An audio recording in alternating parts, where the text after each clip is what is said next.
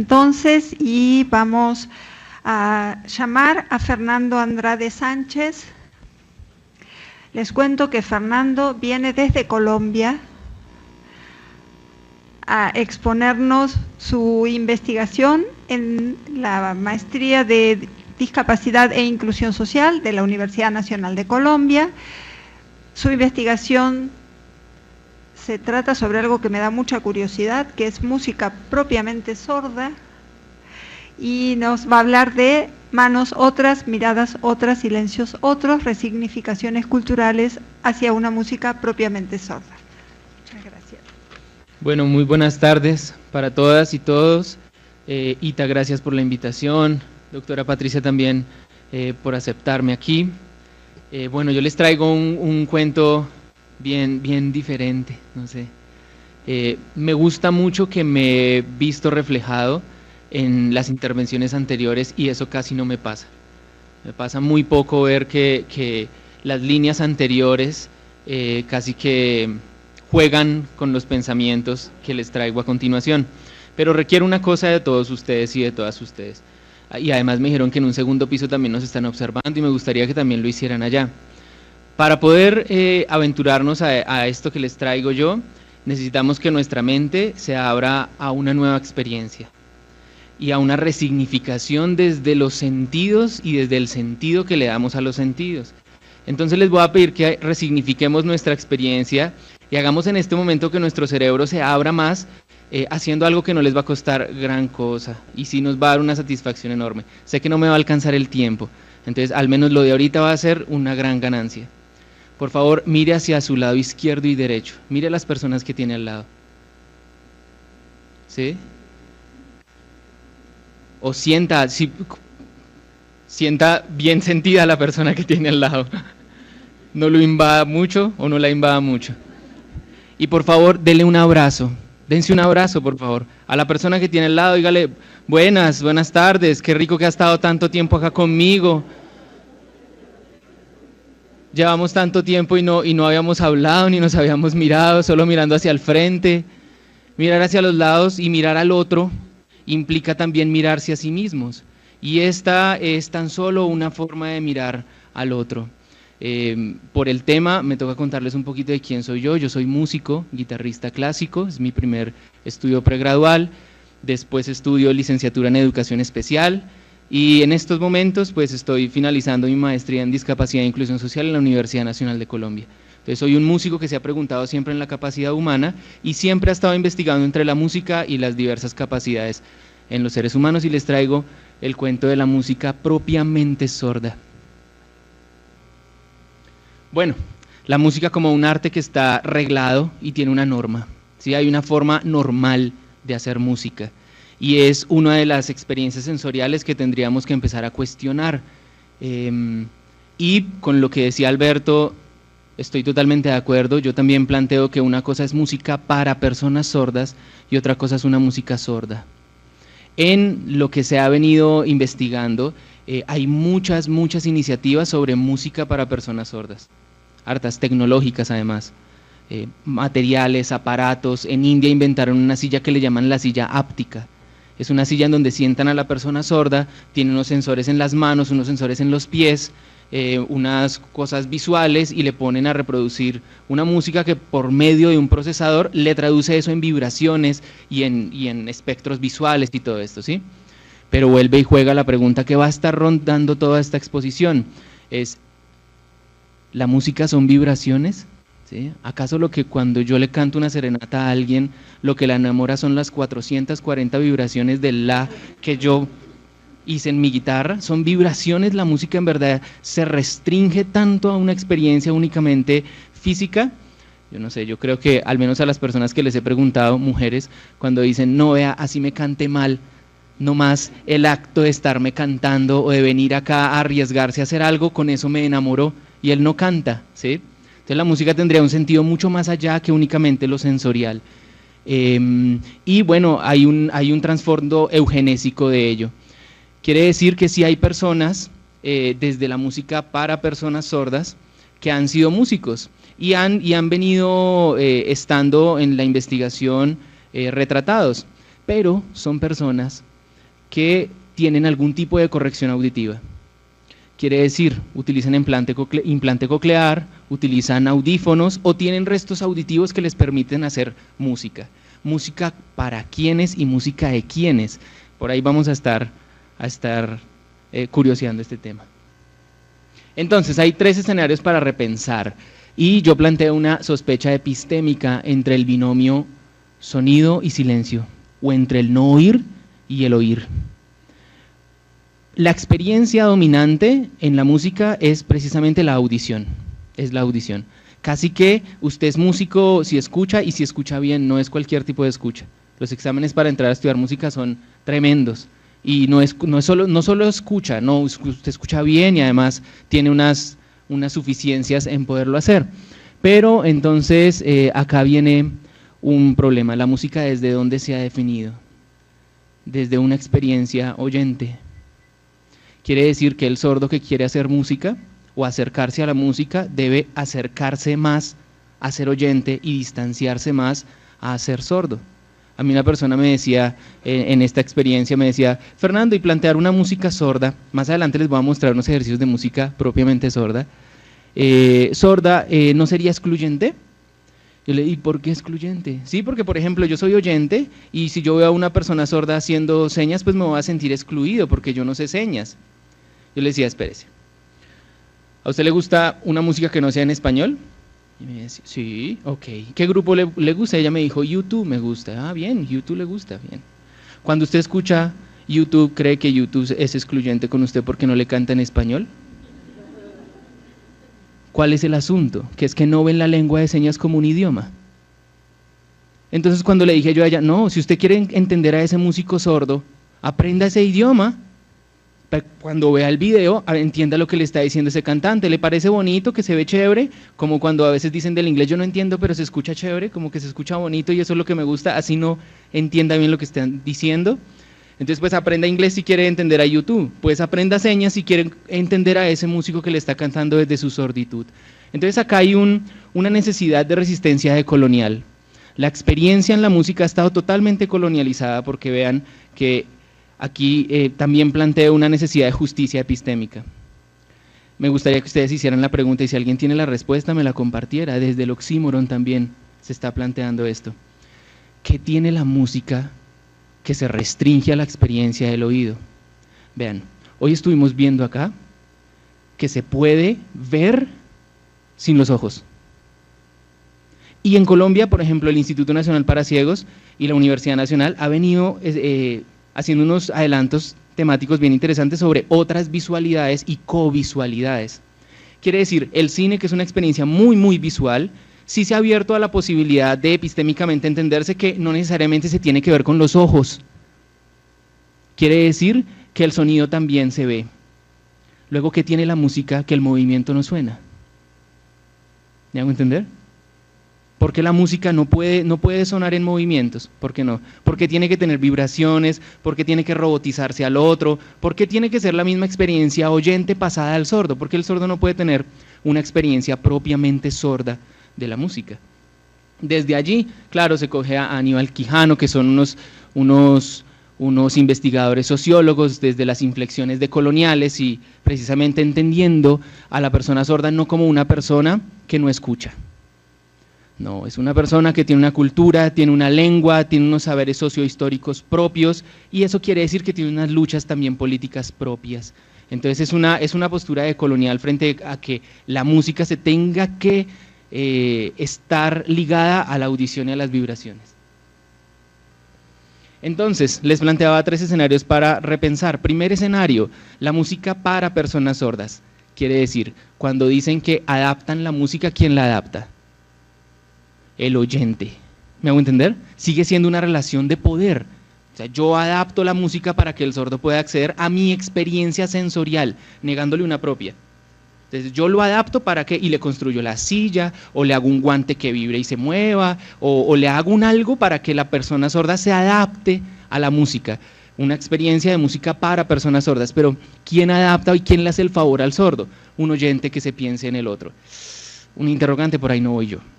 La siguiente, Padilat que es de pronto uno de los autores sordos más fuertes. Él plantea el Deafwood, más adelante lo vamos a ver, o la sordedad, como una resistencia a la sordera, sordera como un estado clínico, sordedad como un estado cultural de identidad. Entonces él mismo dice que las personas sordas han tenido algunos tipos de estarse acercando a la música cuando tienen acceso a músicas oyentes y lo que hacen es hacer traducciones a su lengua de las músicas oyentes. Es el segundo escenario a repensar, por donde tampoco voy yo. ¿Quién es el autor? El autor sigue siendo una persona oyente. Y más adelante voy a hablar de los diminutivos. A veces se piensa que la persona sorda, yo recuerdo una persona que me vio en Colombia, es que la única diferencia entre un sordo y un oyente es que la persona sorda no escucha. ¿Ven el diminutivo tan grande con el que dijo sordo? Le quitó cultura, le quitó historia, le quitó lucha, le quitó política, le quitó todo. Y lo restringió únicamente al oído.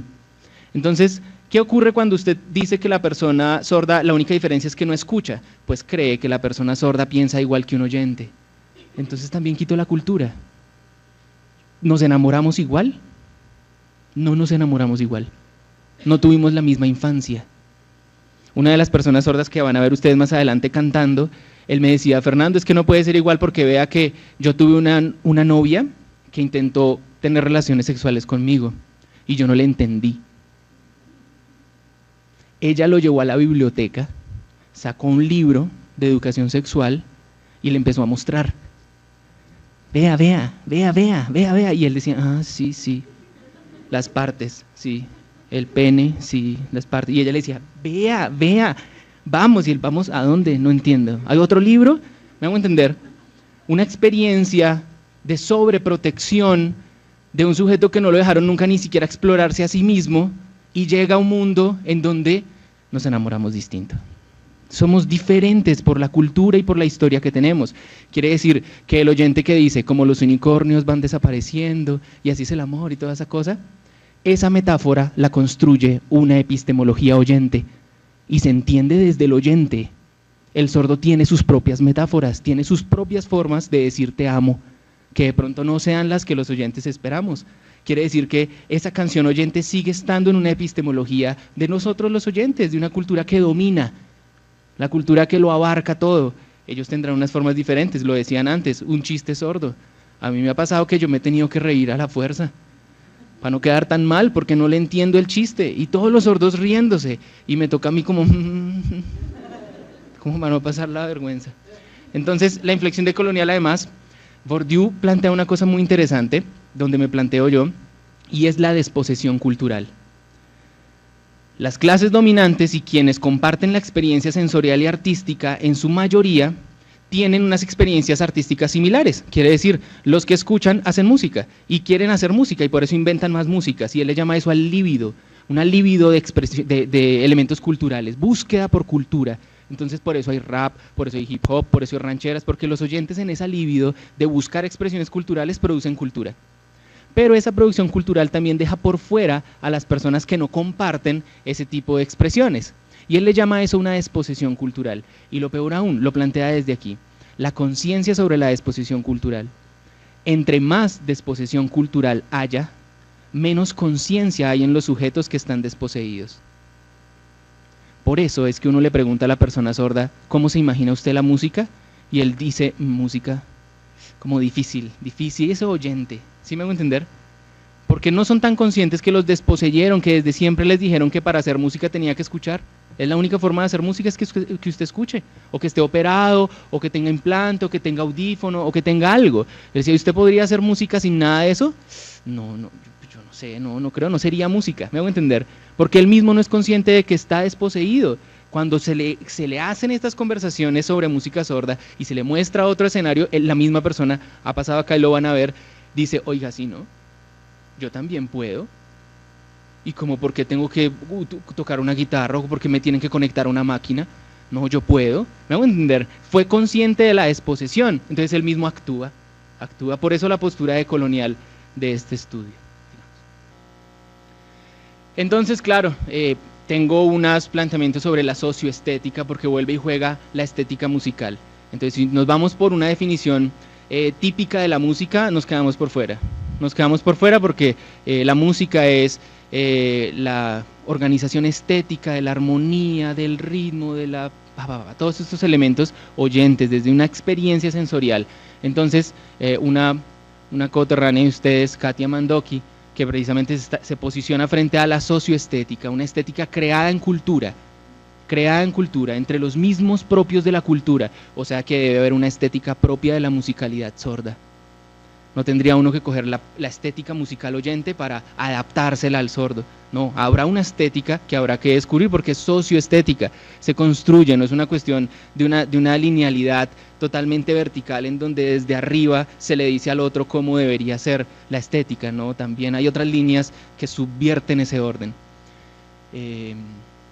Y no, sigo hablando porque si no, no voy a terminar de hablar y no les voy a llegar al punto porque se me va a acabar el tiempo. Casi que un esquema para llegar a la sorditud en la música de esta investigación está cuestionando la capacidad humana desde Martha Nussbaum, el ser y hacer, quién se es y lo que se hace con lo que se es, pero desde dos puntos muy estratégicos de esta investigación: las experiencias previas en la música para sordos de los sordos y las epistemologías sordas de la sordedad.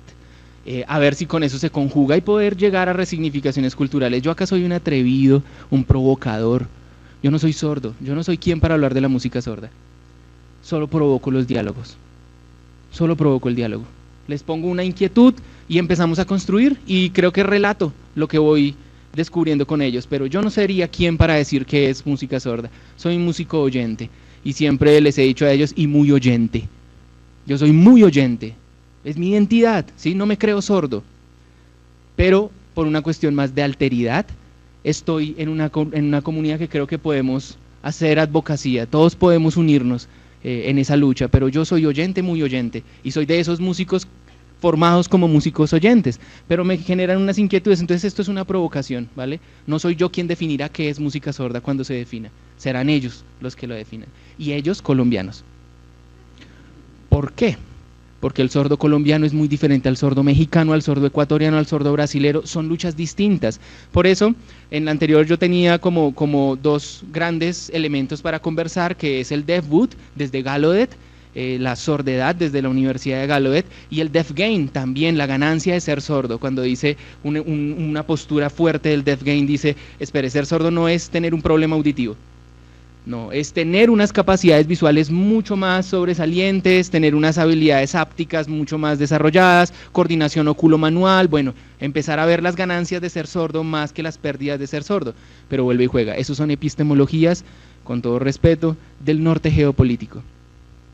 Espero que ustedes no están viendo mi nombre. Qué gracia tiene. Ay, perdón, yo era el que no lo estaba viendo por este lado. ¿Cuál es el problema? Que ese es el sordo americano, ¿me hago entender? Ya lo hace diferente. En Bogotá, en Colombia, por ejemplo, no tenemos Gallaudet. Allá no hay un Gallaudet. En América sí hubo un Gallaudet. Y el Deaf President Now, y cambien a ese presidente oyente y pongan a un sordo. Esa movilización social y política no la han tenido colombianos. Entonces serán ejemplos de cómo epistemologías sordas podrán llevar, pero tendremos que descubrir nuestra propia epistemología y resistencia sorda. Como también si esto se diera en México, cómo canta un sordo mexicano en música propia. Bueno, más adelante la van a ver más o menos cómo. Enfrentando los diminutivos es precisamente eso, esa justicia epistémica, ¿sí? Cuando usted dice música y lo restringe a una experiencia meramente de las vibraciones, está restringiendo un arte hermoso y grandísimo a que la persona tiene que sentir vibraciones y que tiene que escuchar. Está restringiendo la música, la está metiendo en un diminutivo, como cuando usted también dice que el sordo solo no escucha, también, y que su lengua no suena, ¿sí? No suena, como si tuviera que venir la experiencia por aquí para poder ser percibida. Entonces es otro diminutivo de los que intento distanciarme. Esta investigación tiene una hibridación metodológica entre la artografía o la investigación basada en las artes, porque las personas sordas son invitadas acá hay como una burla constante a mi música oyente. Esta investigación se estructura como una sinfonía, le hace bien sinfonía con el guión, ¿sí? No es una sinfonía, es una sinfonía, ¿sí? No tiene fonación, no tiene fonación. Esa sinfonía tiene 4 movimientos así, como una obertura. La obertura es la primera invitación que hago con la persona sorda a contarle todo este carreto que me he imaginado, a ver qué que le ocurre a él. La segunda, que es un pensamiento en adagio. Adagio es un tiempo musical oyente, lento, suavecito, despacito, porque la persona se va para su casa y en la intimidad de su casa piensa en cómo puede poner en lo gráfico su experiencia con la música, cómo la puede dibujar. Pero eso es un evento íntimo, lo hacen ellos en sus casas, lejitos, en donde usted se sienta bien. Eso es un adagio. Después me voy con manos en scherzo. El scherzo es otro movimiento, pero precisamente es mucho más vivaz, tiene además un elemento que se llama coda, quiere decir que usted hace su partitura y en algún momento se devuelve al principio. Ese devolverse al principio es que usted con su construcción gráfica después se encuentra conmigo y me cuenta qué es eso, porque es que eso es polisémico. Yo podría hacer muchas interpretaciones de lo que usted pintó, de lo que dibujó. Explíqueme usted, autor, qué es eso. Esas son las manos en el scherzo. Y a lo último es la fuga también como una estructura sinfónica, pone a fugar voces, quiere decir, pone una voz, después otra voz, y después unas 4 o 5 voces al tiempo, y es una construcción. En esa mano, seres en fuga, es donde se llegará a ver si hay resignificaciones culturales o no. Estos son algunos de las construcciones gráficas de mis artistas sordos. Ellos no son investigados, son artistas en esta investigación. Cada uno, de manera gráfica, dijo qué fue la música para ellos. Por ejemplo, en la parte inferior derecha, donde está ese gran oído a blanco y negro, él lo pintó a blanco y negro porque si ven el oído y el audífono, allí en esta parte de allí, pegado a los instrumentos musicales. O sea, esa fue la experiencia de él en el colegio. En la medida que llevara el audífono podía entrar a la clase de música. Si se le quedaba el audífono no lo dejaban entrar a la clase. Y él hizo otro dibujo después a color ya donde él dijo, se desprendió de los instrumentos y le dijo no a la música. Escogió otra, educación física. ¿Me voy a entender? Porque no pudo estar en música. ¿Por qué? Porque no oía. Después vienen otras, si ven en la parte de acá, una flauta. Él decía, a mí me pasaron una flauta y el profesor frente a mí me hacía así. Y yo subía, y bajé, no, subo un poquito, baje más o menos ahí, hasta que el profesor se frustraba y le decía, ay no, coja un tambor, ¿sí? Y le pasaba un tambor y volvía otra vez, él se hacía de frente y le hacía así, pero él no escucha, me hago entender, no le da sentido eso. Entonces empieza él a hacerle los sonidos y Diego a empezar bien, y después la tiene que embarrar porque como si no está escuchando, hasta que el profesor se frustra y le dice, ay no, mejor hágase al lado de los cantantes. Y lo fue sacando hasta que ya no volvió a la clase de música, ¿sí? Bueno, experiencias allí. Habrían más cosas para hablar, pero ya creo que tengo que cerrar. Les voy a mostrar cómo podría ser la música sorda, ¿sí? Cómo podría ser.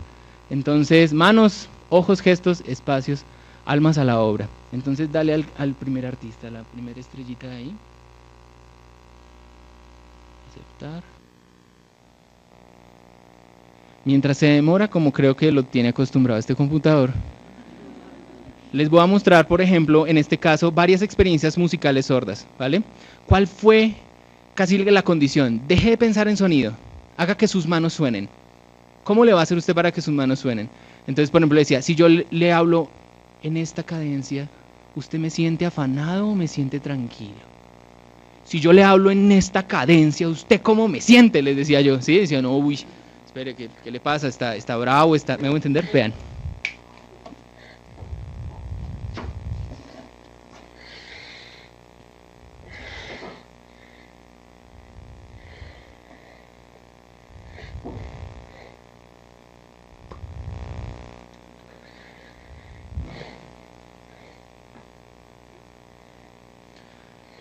Quien está señalando ahí está señalando en una cadencia muy lenta y está además poniendo la seña en lengua de señas colombiana, la seña de destino, pero sobre la seña de destino puso su corazón y está narrando precisamente que iba en el trayecto de la vida, él era todo amor, daba buenos sentimientos, era dulce, está haciendo la seña de dulzura o de ser alguien muy, bueno, dulce, no sé. Ahí vuelve y reitera lo dulce. Está haciendo una construcción para las personas que no están observándolo, una construcción bastante sentida en sus gestos, en sus movimientos, son lentos además. Y un día, ¡pum!, una espina en ese corazón. Y bueno, hace la señal de dañar y de afectar ese corazón. Creo que no tengo más tiempo, voy a pasar a las otras para poderles mostrar más. Entonces, paremos esta. ¿Vieron este tipo de musicalidad, no? Distinta. Van a haber otras. Camilo Buitrago, también un cercano ciego que decía, él sí que estaba pegado a la vibración. Decía, no, que aparezca un perro, que aparezca una imagen y un sonido, para que la persona se asuste, para que... Decía, no, espere, vean, por ejemplo, él hace una canción sobre el fuego, ¿sí? Y aquí van a ver, bueno, acaba de salir él con un fondo totalmente oscuro detrás, mirando hacia los lados como si estuviera perdido, y empieza a mostrar que tiene frío. Vean que sus movimientos los va a intentar mantener el mismo tempo, o casi que los va a empezar a sincronizar. Él empieza a levantar las manos y empieza a salir por animación, claro, muy artesanal, no somos profesionales en eso. Yo se lo ayudé a hacer, por eso le quedó tan feo, ¿sí? Y empieza a salir como una nube blanca desde abajo, y simbolizando el frío, los rayos, ¿sí? Vean la experiencia visual. Se necesita para usted, no sienten el frío, que creo que si usted lo logra ver, usted podría ver que el sujeto, es más, él dice, siento frío en mi interior, ¿cómo puedo al futuro, yo, mi vida feliz, al mundo? ¿Sí? Y vuelve a aparecer unos rayos así en la imagen, él hace ya la seña de rayos. ¿Cuál es el sentido de este ejercicio? De pronto no logró una musicalidad muy tética o muy rítmica, como diríamos los músicos, pero hizo que la imagen hablara. Espera, vea que es que no ha aparecido el fuego y no quiero quitarlo antes de que aparezca el fuego. Él sigue hablando que, bueno, el mundo está frío y hay un frío en el interior de él, y siguen apareciendo unas nubes blancas, se estremece el frío y ahí viene el fuego. Necesito fuego, él dice, necesito fuego, fuego que me dé fuerza, fuego en mi vida, fuego y una seña pues de necesidad de fuerza. Y ahí viene el fuego. ¿Sí? Y él pone mis señas, mi idioma, el impacto al mundo. Bueno, ¿cuál fue el ejercicio que hicimos acá? Hacer que la imagen sonara. Hacer que la imagen pudiera sonar. Vamos a pasar a la otra. Bueno, ahí salió más fuego aún. Y en esta última, ustedes podrían pensar, ¿en qué aire musical ella está cantando esto? Le va a cantar a Dios, ¿sí? Ella es cristiana, va a hacer un canto a Dios, pero ella tiene una habilidad diferente, y es que ella, como persona sorda, desde antes sí se empezó a pensar una música que no tuviera que tener sonidos.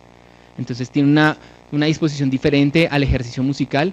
Ya lo mostraré cuando a él se le dé la voluntad. Ahí está. Él dice, el tema es el amor, y lo proyecta hacia arriba, ¿no? El amor a Dios. Ella en estos momentos está pensando hacer algo que dicen los sordos que debería tener la música sorda. Se está moviendo en un ritmo y está manteniendo ese ritmo en movimiento. Vean, todas las señas que ella está haciendo las está haciendo en una cadencia, ¿sí? En una cadencia rítmica además, porque vean que no va a perder esa línea rítmica que va a mantener ella. Ella hace un ejercicio con las mariposas. Pues esta es en lengua de señas colombiana, esta es la seña de mariposas, ¿sí? En su dibujo ella puso las mariposas como la libertad del pensamiento. El sordo, cuando puede pensar en una música propia, es libre, como la mariposa. Entonces por eso ella pone a la mariposa tan seguido aquí.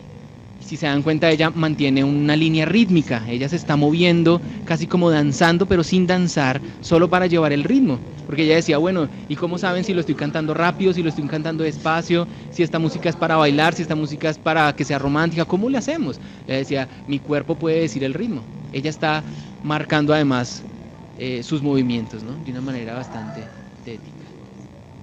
Esto daría para hablar mucho más tiempo, es todavía un tema, ya vinieron pero es un tema además que está por explorar, ¿vale?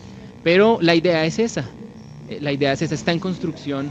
También decíamos que una persona sorda, de pronto esto no sirva de nada, porque él decía, bueno, de pronto usted se la imagine y los propios sordos no la hagan emerger y no la usen, ¿sí? Decía, bueno, si es así, pues tendrá que ser como sea, porque no soy yo el que voy a decir que es música sorda, ni soy yo el que diga qué elementos tiene la música sorda, serán ellos. Va a tocar provocarlos de la mejor manera para que eso siga ocurriendo. Muchas gracias por su atención. Me encanta.